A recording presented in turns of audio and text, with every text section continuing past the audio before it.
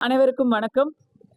இந்த முறை நான் வந்து நாகப்பட்டினத்துக்கு போயிட்டு திரும்பி செல்லும் வழியில கும்பகோணத்தில் தங்கி பல கோயில்களை, ஆன்மீக தலங்களை சுற்றி பார்க்கும் ஒரு வாய்ப்பு எனக்கு கிடைச்சது.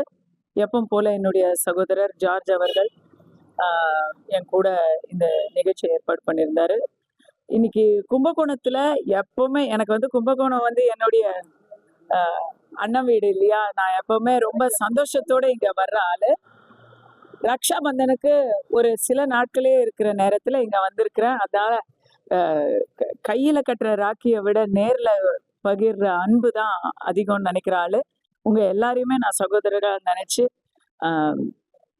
அனைத்து மலையாளம் பேசக்கூடியவர்களுக்கும் ஓணம் நல்வாழ்த்துக்களையும், இஸ்லாமிய பெருமக்களுக்கு மீலாது நபி நல்வாழ்த்துக்களையும், சகோதரியோட பிறந்த அனைவருக்கும், சகோதரியாக எனக்கு கூட பிறக்காத சகோதரனால சகோதரி இருக்கிற அனைவருக்கும் என்னுடைய ரக்ஷாபந்தன் வாழ்த்துக்களையும் தெரிவிச்சுக்கிறேன்.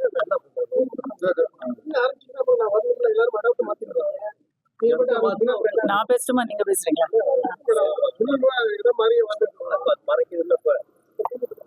ஒன்னும் பரவாயில்ல. ஓகே, சரி. அனைவருக்கும் மறுபடி சொல்றேன், கும்பகோணத்துக்கு வந்திருக்கிறது, எப்பவுமே கும்பகோணம் வருவது எனக்கு ரொம்ப பிடிச்ச ஒரு விஷயம். அண்ணனை தங்கச்சி பார்க்க வர்ற மாதிரி நான் கும்பகோணத்துக்கு ஓடி வந்துருவேன். தமிழ்நாட்டில் இருக்கக்கூடிய கேரளா மக்கள், கேரளத்திலும் இருக்கக்கூடிய, உலகம் முழுக்க இருக்கக்கூடிய அனைவருக்கும் ஓணம் நல்வாழ்த்துக்களையும், இஸ்லாமிய பெருமக்களுக்கு மீலாது நபி வாழ்த்துக்களையும், அனைத்து சகோதரர்களுக்கும் என்னுடைய ரக்ஷாபந்தன் வாழ்த்துக்களையும் முன்கூட்டி தெரிவிச்சுக்கிறேன். இன்னைக்கு வந்து தமிழ்நாட்டுல பல விஷயங்கள் பரபரப்பா நடந்துகிட்டே இருக்கு.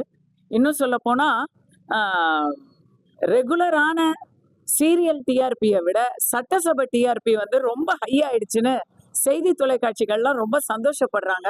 அந்த அளவுக்கு சட்டசபையில வந்து காரச்சாரமாக விவாதங்கள், அப்புறம் தாக்குதல்கள் இதெல்லாம் நடந்து அதுவே வந்து ஒரு ரியாலிட்டி ஷோ மாதிரி தான் இருக்கு. இதுல சட்டசபையில பேசுறதே நம்ம நாகரிகத்தோட பேசணும்னு பதிவு பண்றோம். அதே சமயத்துல வெளியவும் எதுக்கு எடுத்தாலும் பெண்களை இழுக்கிறதே ஒரு பெரிய பிரச்சனையா இருக்கு. நீங்க வந்து ஒருத்தருடைய தாய பேசுறது, சகோதரிய பேசுறதுங்கிறத தாண்டி சமீபத்துல அமைச்சர் கீர்த்தனா அவர்களை மாதிரியே ஒரு வீடியோ, அது அவங்களே இல்ல, ஒரு வீடியோல யாரோ ஒரு பெண்ணு எங்கேயோ காரை விட்டு இறங்கி போகுது. அது போட்டிருக்கிற உடை ஒரு சர்ச்சையாக மாறும்போது அமைச்சர் கீர்த்தனா அவர்கள் சரியான ஒரு பதிலடியை கொடுத்திருக்காங்க. அது நான் இல்ல, ஆனா அது நானாவே இருந்தாலும் அதுல என்ன பிரச்சனை? ஒரு பெண்ணோட உடையில தான் உங்களுடைய சமூக பொறுப்பு இருக்குதா அப்படின்னு அவங்க வந்து கேள்வி கேட்டிருக்கிறாங்க. அதை நான் வந்து கை தட்டி பாராட்டுறேன். நல்ல நல்ல செருப்படி பதில் கொடுத்துட்டாங்க கீர்த்தனா. ஏன்னா ஒரு பெண் தனிப்பட்ட முறையில என்ன உடை உடுத்துறாங்க அப்படின்னு சொல்றதுக்கு யாருக்கும் உரிமை இல்லை. இடம் பொருள் ஏவல், ஒரு பொது இடத்துக்கு வந்தாங்க, கோயிலுக்கு வந்தாங்க, ஆபீஸுக்கு போனாங்க அப்படின்னா ஆண் பெண் 2 பேருக்குமே அந்த இடத்துல ஒரு உடை இது இருக்கு, கட்டுப்பாடு இருக்கு. ஆனா எங்கேயோ யாரோ அவங்க சொந்த வேலையை கவனிச்சுட்டு இருக்கும் போது என்ன போடணும் அப்படின்னு பேசுறது வந்து நம்ம தமிழ் சமுதாயத்துல யாரும் செய்யறது இல்ல. அரசியல் காரணங்களுக்காக கீர்த்தனாவை இழிவுபடுத்தணும்னு சொல்லி ஒட்டுமொத்த பெண்களுடைய சுதந்திரத்தையே குறைக்கிறவங்களை நானும் வன்மையா கண்டிக்கிறேன். ஆக்ட்ஸ் ஆஃப் கீர்த்தனா சூப்பரா பேசிட்டீங்க, அவங்களுக்கு ஒண்ணு. 2வது, தாவேகா அரசு 100 நாள் அவங்க வந்து எந்த ஒரு பெரிய விமர்சனம் அப்படின்றதுக்கு உள்ளாகாம கடந்து வந்துட்டாங்க.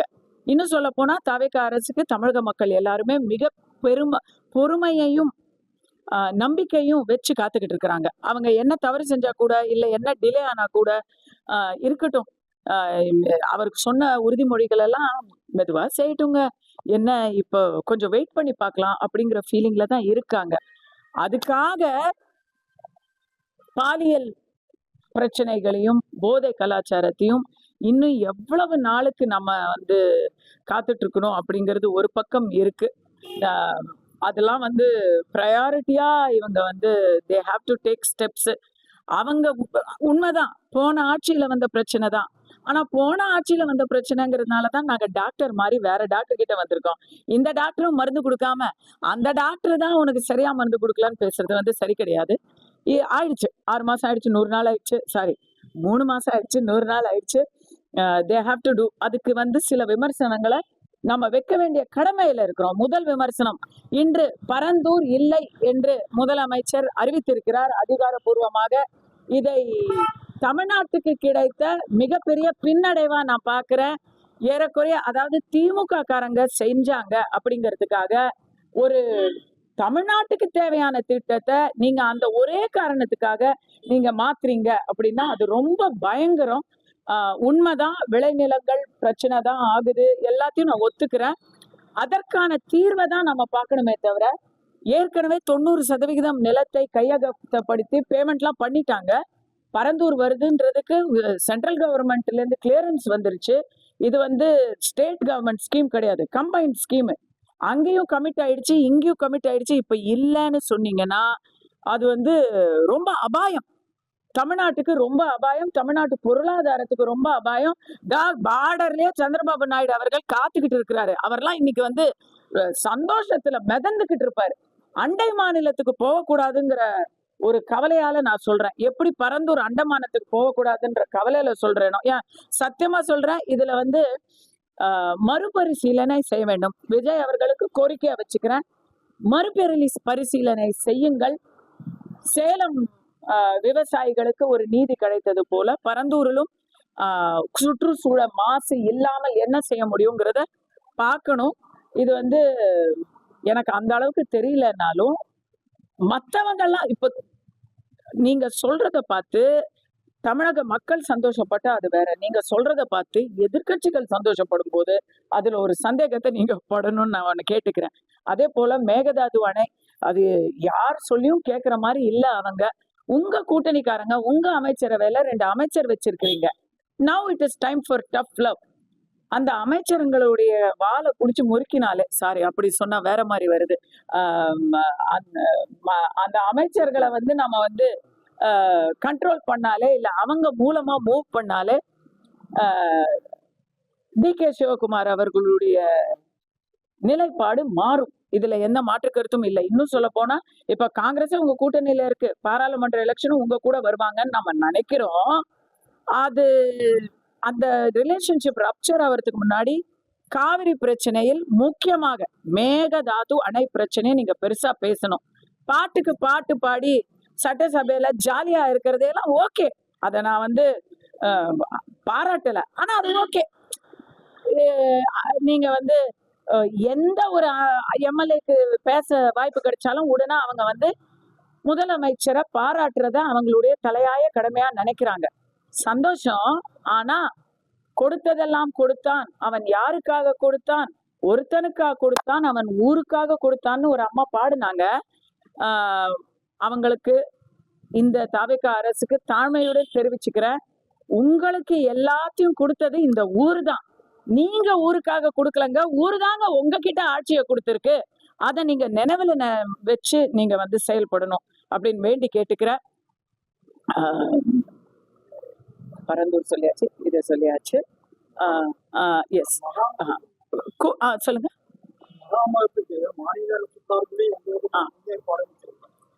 மத்திய அரசு ஆன்மீக நிலைப்பாடுகள், எந்த விதமான ஒரு கும்பகோணத்துக்கான வளர்ச்சி திட்டங்களோ, கும்பகோணத்து மக்களுக்கு 1 கோடி பேர் வருவதற்கான எந்த திட்ட வரைக்கும் கும்பகோணத்துல இருந்து ஒரு முக்கியமான ஒரு விஷயத்த பேச வேண்டி இருக்குது. கும்பகோணத்துல வர்ற 2028ஆம் ஆண்டு மகாமகம் வருகிறது.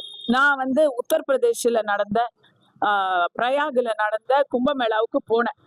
அந்த கும்பமேளாவுக்கு போகும் பொழுது ஆஹா, இன்னும் சில வருடங்கள்ல நம்ம தமிழ்நாட்டுல இது போன்ற ஒரு மிகப்பெரிய ஒரு திருவிழா நடக்க போகுது, மிகப்பெரிய ஒரு வரலாற்று நிகழ்வு நடக்க போகுது, ஆன்மீக நிகழ்வு நடக்க போகுதுன்னு நான் அன்னைக்கே சந்தோஷப்பட்டுக்கிட்டேன். இந்த மகாமழ விழாவில் இன்னும் ஜஸ்ட் 1 இயர் தான் இருக்குது. 28ங்கிறது நம்ம கண்மூடி கண் திறக்கிறதுக்குள்ள வந்துடும். அந்த நேரத்துக்கு இப்ப பாக்குறேன், ஆக்சுவலி இங்க இவ்வளவு பெரிய விழாவுக்கு 3 வருஷத்துக்கு முன்னாடில இருந்து ப்ரிப்பேர் பண்ண ஆரம்பிச்சிருவாங்க. பொதுவா இந்த வாட்டி ஆட்சி மாற்றம் நடந்ததுனால இப்பதான் 100 நாள் அப்படின்னு சொல்லி எல்லாத்தையுமே அவங்க தவணை வாங்கிட்டு இருக்காங்க. தமிழக அரசுக்கு சொல்றேன், இப்ப ஆரம்பிச்சாலே டைம் பத்தாது. அவ்வளவு இன்ஃப்ராஸ்ட்ரக்சர். ஒரு குட்டி ஒலிம்பிக்ஸ் நடத்துற மாதிரி கும்பகோணத்துல மகாமகம்ங்கிறது அப்படியே இந்தியா முழுக்க இல்ல உலகம் முழுக்க இருந்து பக்தர்கள் வந்து குவிய போறாங்க. அதுல வந்து நமக்கு வரலாற்றுல நிறைய பாடங்களையும் நம்ம கத்துக்கிட்டு இருக்கோம். சோ இங்க தங்கும் இடங்கள், அரசு இது ஃபெசிலிட்டிஸ், கவர்மெண்ட் ஃபெசிலிட்டிஸ், அப்புறம் சட்டம் ஒழுங்கு, போலீஸ் எல்லாத்தையுமே இன்னில இருந்து திட்டமிடல் அவசியம். இதுக்கு மத்திய அரசு சார்பாக ஏற்கனவே 1200 கோடி இதற்கு வந்து அலோகேட் பண்ணி வச்சிருக்காங்க. அதுல இருந்து தமிழக அரசு வந்து இந்த நிமிஷம் வரைக்கும் ஒரு பைசா கூட வாங்கலங்க. ஏன்னா அவங்க இன்னும் ரெடியே பண்ணல. ரெடி பண்ணி கணக்கு கொடுத்தா மத்திய அரசு 1000 இல்ல எவ்வளவு ஆனாலும் இத ஒரு நம்ம நாட்டுக்கு ஒரு பெருமை இல்லையா, அத செலவு செய்ய தயாரா இருக்கு. பிரதமர் மோடி அவர்களே கூட கும்பகோணத்து மகாமகத்துக்கு வருவதற்கு ஆர்வமாக இருக்கிறார். அமித்ஷா அவர்கள் ஆர்வமாக இருக்கிறார். இத வந்து நம்ம பயன்படுத்திக்கணும். இன்னும் இங்க வந்து சாரி டு சே, என்னைக்கு மகாமகம் அப்படிங்கிற தேதியில கூட இன்னும் குழப்பம் நிலவிக்கிட்டு இருக்கு. ஆகம விதிகள் படி மார்ச் 9ஆம் தேதியிலிருந்து மகாமகம் துவங்குகிறது அப்படின்றது வந்து ஏற்கனவே 6 மாசம் முன்னாடியே கோவில்கள் தரப்புல இருந்தும் பல ஆன்மீக பெரியோர்கள் தரப்புல இருந்தும் சொல்லிட்டாங்க. ஆனா இப்ப வந்து இங்க அரசு துறைகள்ல மீட்டிங் போடலாமா வேணாமான்னு யோசிச்சுக்கிட்டு இருக்காங்க. அதுலயுமே வந்து தேதிய தவறா குறிப்பிட்டிருக்காங்க அப்படிங்கறதுல நம்ம பாக்குறோம். நேத்து கூட கலெக்டர் அறிவிப்புல வந்து பிப்ரவரி அப்படின்னு போட்டிருக்கிறத பார்த்து கும்பகோணத்து மக்கள் அதிர்ச்சியில இருக்கிறாங்க. ஐ திங்க் கவர்மெண்ட் வந்து இப்படி மெத்தனமா இருக்கிறது நம்ம வந்து அத கண்டிக்கல. ரிமைண்டரா சொல்றோம், மகாமகத்துக்கு நீங்க இன்னையில இருந்து வேலை செஞ்சா அதற்கு முழு ஒத்துழைப்பையும் ஆன்மீகத்தில் ஆர்வம் இருக்கக்கூடிய அனைத்து மக்களும், இந்துக்களாக இருக்கக்கூடிய அனைத்து மக்களும், இந்துக்களின் சகோதரர்களாக இருக்கக்கூடிய அனைத்து தமிழ் மக்களும் எல்லாருமே ஆதரவு கொடுப்பாங்க. ஏன்னா அது ஒரு பெரிய பொருளாதார ரீதியிலும் அது வந்து ஒரு மிகப்பெரிய ஒரு ஈவெண்டா, ஒரு சம்பவமா இருக்கும் அது. ஸோ எல்லாருக்குமே அங்க வந்து கடை வைக்கிறவங்க, ஹோம் ஸ்டே நடத்துறவங்க எல்லாருக்குமே கும்பகோணத்துக்கு மிகப்பெரிய ஒரு வரலாற்று பெருமைய இந்த தமிழக அரசு, நம்முடைய தமிழன் பெருமைய உலகுக்கு பறைசாற்ற இன்னில இருந்து வேலையை ஆரம்பிங்க. முதல்ல தேதியை உங்களுக்கு நான் சொல்றேன். மார்ச் 9ல இருந்து மகாமகம் ஆரம்பிக்குது. அதை தெரிஞ்சு அரசு துறையில உங்களுடைய வேகத்தை முடுக்கி விடுங்கள். வேற ஏதாவது சொல்லுங்க. அதான் அதுக்கு அது கரெக்ட். மகாமக தேதியில அது இருக்கட்டுங்க. மார்ச் 9 இருக்கட்டுங்க. இவங்க பிப்ரவரின்னு சொல்றாங்க, ஜனவரின்னு சொல்றாங்க. நாளைக்குன்னு நினைச்சு வேலையை செய்யட்டுங்க. இந்த நிமிஷம் வரைக்கும் இதுக்கான நான் வந்துட்டேன், ஊருக்குள்ள பாக்குறேன், கம்முன்னு இருக்கு. இப்பவே வந்து இதுக்கு முன்னாடி எல்லாம் பாத்தீங்கன்னா ஒரு வருஷம் கழிச்சு வரக்கூடிய ஒரு ஃபங்க்ஷனுக்கு தட்டி விளம்பரம், புக்கிங்ஸ் எல்லாமே ஆரம்பிச்சிருவாங்க. இதெல்லாம் நடக்கும், என்ன நான் பார்த்திருக்கிறேன். ஆனா இங்க வந்து அப்படியே ஒண்ணுமே இல்லை, அப்படியே கம்முன்னு இருக்கு ஊருக்குள்ள. அத வந்து மாத்தணும்.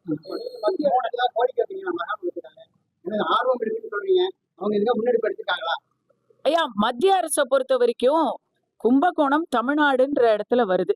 அவங்க தமிழ்நாட்டுக்கு எல்லா ஒத்துழைப்பையும் கொடுக்க முடியும் அப்படின்னு தான் சொல்ல முடியும். அமௌண்ட் கொடுக்குறான்னு சொல்லிட்டாங்க. அமௌண்ட் அலோகேட் பண்ணி வச்சுட்டாங்க 1200 crores. எப்படி எதுங்க இல்லைங்க, ரயில்வே வேலையில இங்க என்ன ஆவலங்கிறத பத்தி எனக்கு வந்து தெரியாது. இது வந்து ஒரு உங்களுடைய நீண்ட நாள் கோரிக்கையாக இருந்தால் உடனடியாக அதை பற்றி சொல்ல வேண்டிய இடங்கள்ல நானும் வந்து கேட்கிறேன். நீங்க கண்டிப்பா இங்க இருக்கக்கூடிய பத்திரிகைக்காரர்கள் கும்பகோணத்தின் லோக்கல் பிரச்சனைகளை, லோக்கல் தேவைகளை நிறைய தடவை நீங்க வலியுறுத்தி இருப்பீங்க. அப்படி அதுல வந்து இன்னும் அடுத்த ஸ்டெப் என்ன பண்ணணும், இணை அமைச்சரையோ இல்ல மத்திய அமைச்சரையோ வந்து நம்ம இது பண்ணணுமா, தொடர்பு கொள்ளணுமா? கண்டிப்பாக அதற்கான ஆவணம் செய்யப்படும். மகளிருக்கு தொடர்ந்து இலவச பேருந்து பயணத்தை அவங்க தேர்தல் வாக்குறுதிகளை தான் வந்து அவங்க நிறைவேற்றணும். அதை கொஞ்சம் கொஞ்சமா அவங்க முயற்சி பண்றாங்க. ஆனா தமிழகத்தின் நிதி நிலைமையை கருத்தில் கொண்டு அதை வந்து அவங்களால முழுதா பண்ண முடியவும் முடியாது. அப்படி பண்ணா வந்து தமிழகத்துக்கு மிகப்பெரிய ஒரு டிஃபிகல்ட்டி சவாலாக இருக்கும். அதுக்கு இப்ப பரந்தூரையும் கேன்சல் பண்ணிட்டாங்க. அப்புறம் எங்கேருந்து வரும்? பொருளாதார டெவலப்மெண்ட் இல்லாம நீங்க எப்படி இலவசங்களை கொடுக்க முடியும்? 6 சிலிண்டர்னு சொன்னாங்க. இப்ப அதுல சரி பாதி 3 சிலிண்டர்னு அனௌன்ஸ் பண்ணியிருக்காங்க. அது அமுல் ஆவறதுக்கும் இன்னும் சில பல மாதங்கள் ஆகலாம்.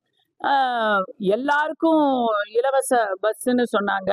இப்ப வந்து அது பெண்களுக்கான இலவச பஸ்ஸாக தொடர்ந்து கொண்டிருக்கிறது. திமுகவின் திட்டம் தொடர்கிறது. அதை ரிவோக் பண்ணல, அவ்வளவுதான்.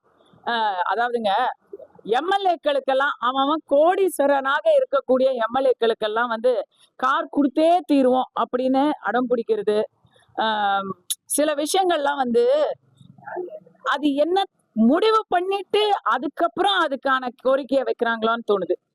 கொடுக்கணும்னு முடிவு பண்ணிட்டு அப்புறம் நீங்க கேட்குற மாதிரி கேளுங்க, நாங்க கொடுக்குற மாதிரி கொடுக்குறோம் அப்படின்னு சொல்லி கொடுத்த மாதிரி தான் காரும் இருக்கு. அதே போலதான் ஒரு நகைக்கடைக்காரருக்கு வந்து முன்னமே முடிவு பண்ணிட்டு தாய்மாமன் சீர் அனௌன்ஸ் பண்ண மாதிரி இருக்குது. இது போன்ற சந்தேகத்துக்கு இடமான செயல்களை தாவேகா தொடர்ந்து செய்யுமானால் ஏற்கனவே இப்பவே காங்கிரஸ் இடைத்தேர்தலுக்குள்ளேயே ரப்சர் ஆயிமராங்களோங்கிற ஒரு டவுட் வருது. ஏன்னா நேத்து வந்து விஜய் அவர்கள் ஃபார் பிஎம் அப்படின்னு ஒரு மேடையில பேசியிருக்கிறாங்க. இன்றைய சிஎம் நாளைய பிஎம் அப்படின்னு பேசியிருக்கிறாங்க. உடனே காங்கிரஸ் அதுக்கு மிகப்பெரிய மறுப்பை வந்து தெரிவிச்சிருக்கு. இதே போல பேறுகால விடுமுறை அப்படின்னு சொல்லி இவங்க சொன்ன திட்டத்துக்கு காங்கிரஸ் வந்து என்ன இது பாப்புலேஷனை கம்மியா இருக்குது அப்படின்னு மிகப்பெரிய எதிர்ப்பை தெரிவிச்சிருக்கிறாங்க. இடைத்தேர்தல்ல இவங்க வந்து மெஜாரிட்டியை தாவேக்காவே வாங்கிட்டாங்கன்னா காங்கிரஸ்ல இருக்கக்கூடிய 2 அமைச்சர்களுடைய இடம் ஆட்டம் காணுதோ அப்படின்னு எனக்கு இப்பவே டவுட் வருது. பார்ப்போம்.